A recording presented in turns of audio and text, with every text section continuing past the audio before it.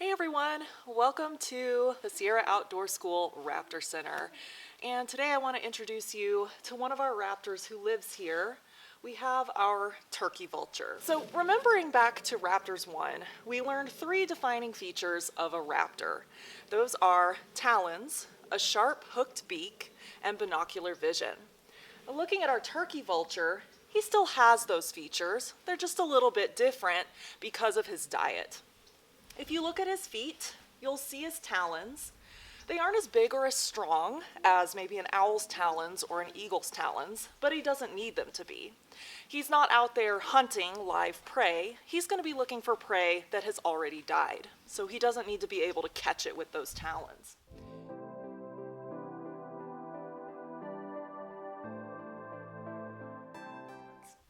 He does have a sharp hooked beak, the better to tear apart those dead animals, also known as carrion. He also has extremely good eyesight. Now, unlike other raptors, his eyes are not located directly in the front, they're more to the side. And again, that's because of what he's eating. He doesn't need to dive quickly or chase prey. He's looking around to spot prey that's already dead. It gives him a wider field of vision.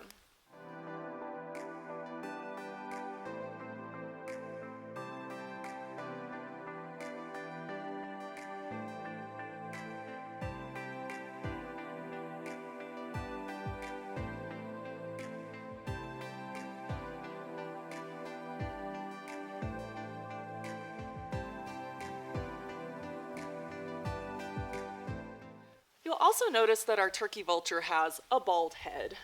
This is a characteristic unique to vultures. Because of his eating habits, finding that dead prey, that carrion, his head is bald because he likes to stick his head inside that carcass. Having no feathers on his head helps him keep himself a lot cleaner. You can imagine how messy it might be to stick your head inside of a dead deer or a dead rabbit or something like that. Vultures play a really important role in the ecosystem. A lot of animals can carry diseases. Rodents are a major one. Mice carry a lot of diseases, all kinds of different rodents do, and other animals as well.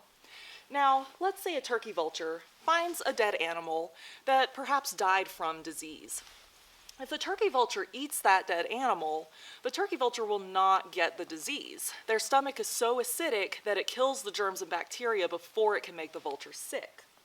Now, if that dead animal that died from the disease was left lying there, it could spread the disease.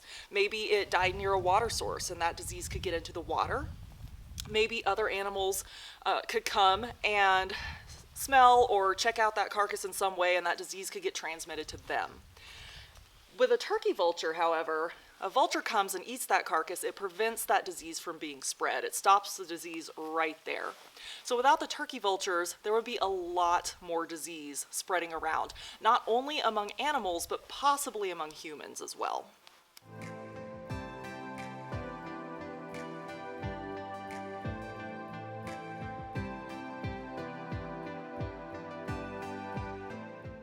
You might have seen a turkey vulture flying overhead before, or maybe a lot of them. They're very social birds and like to travel in flocks. A turkey vulture is pretty easy to identify in the air. Instead of flapping like a lot of other birds do, vultures like to catch an updraft and soar, keeping their wings out and limiting the amount that they need to flap in order to conserve energy. Looking up at the silhouette of a turkey vulture, their wings tend to make a shallow V shape. And as they fly with their wings in that V shape, they tend to rock back and forth a little bit on those updrafts. So that's a way to identify a turkey vulture.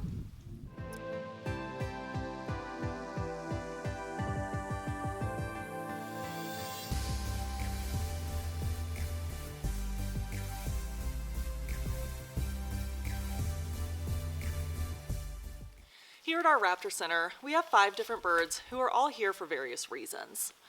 Each of our birds has some kind of permanent injury that prevents them from being released back into the wild.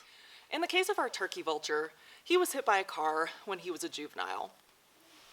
In fact, it doesn't even take being hit by a car in order to break the bird's wing. All it takes is the air current from the car passing. So whether or not he was actually hit by the car or it was just the air current from the car that knocked him off course, we're not sure. Regardless, he did break his wing. Now, bird bones are pretty incredible. If you've ever broken a bone before, it may have taken you weeks to months to heal that bone. But with birds, their bones are hollow and they heal very, very fast, within hours. Unfortunately, in the case of our turkey vulture, his bones healed crooked. It's not surgically repairable, but he's not in any pain. So he's here with us, and as of now, he is 22 years old. Vultures are really incredible birds, and there's a lot to learn about them. If you're curious and have more questions about our vulture, feel free to ask your naturalist.